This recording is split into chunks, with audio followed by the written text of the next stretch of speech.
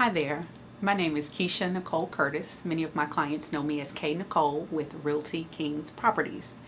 As you probably know, if you're watching this video, I am a licensed real estate agent in the Houston area, but what you may not know are my specialties, which include first-time buyers, down payment assistance programs, new construction, and tenant representation in both private and apartment leases.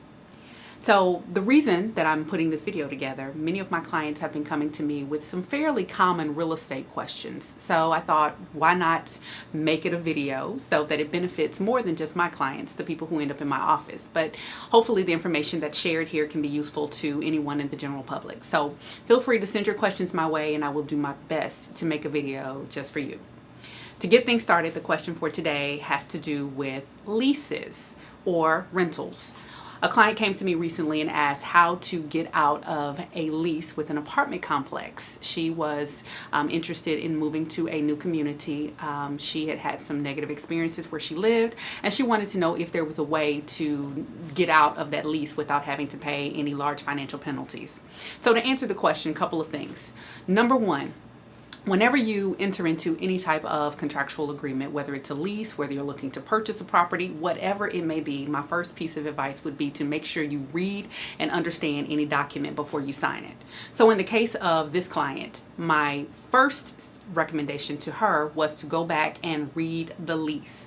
Most leases are pretty universal here in the state of Texas. If you're leasing from a private landlord, your lease agreement probably looks like our standard agreement that we use as real estate agents. And if you're leasing from an apartment complex, many of them use the same forms as well. But there should be a clause in that lease agreement that talks about what happens in the event you break your lease or you need to get out of your lease. So that clause will address any remedies that you have for terminating your lease early, and then what the repercussions would be. So that would be my first recommendation. Number two, of course, would be to have a conversation with your landlord, whether it's an apartment complex or a private landlord. Let them know the situation, because even though you have a contractual agreement in the form of your lease, if the landlord is willing to let you out of that agreement, then you all can form a new contract despite what it says in the original written agreement. So what you want to do is have a conversation with your landlord, let them know what the situation is, why you are interested in breaking your lease, and see what they have to say. Now, any agreement that's reached, make sure you document that in writing. So send them an email, have them draft a new document, and make sure everyone signs it and agrees to it so that the new agreement can be documented. So initially, that would be what I would suggest. Now, there are some things that are considered fairly common reasons for breaking a lease, and most landlords will let you out in those cases, and that includes military service as well as domestic abuse. So if either of those situations pertains to you, if you're having to break your lease because you're being asked to report for duty with the military, then that's generally a reason that a landlord would allow you to terminate your lease. Or if there's some type of domestic abuse or domestic violence involved, oftentimes the landlord will let you out of your lease. But keep in mind that even those situations vary. So even in those cases, you want to make sure that you're having a very candid conversation with your landlord to make sure that you understand the repercussions.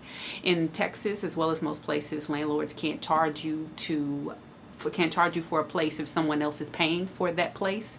So your obligation, if you do decide to break a lease, would end once the place is relet to someone else. So you want to find out what the financial obligations would be once you leave the lease.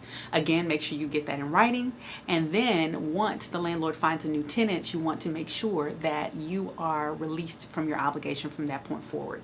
Now, once you do decide to do any of those things, then make sure you're checking your credit report to make sure that the landlord is not reporting any false information and that you don't end up with an eviction or a broken lease on your credit report that will then haunt you later on down the line. So hopefully that helps, gives you a point of reference and a place to start in the event that you're in that position. So once again, if you have other real estate related questions, feel free to inbox me or email me, and I'd be happy to make a video especially for you. Thanks again. My name is Keisha Nicole Curtis with Realty Kings Properties. Feel free to call me. Thanks.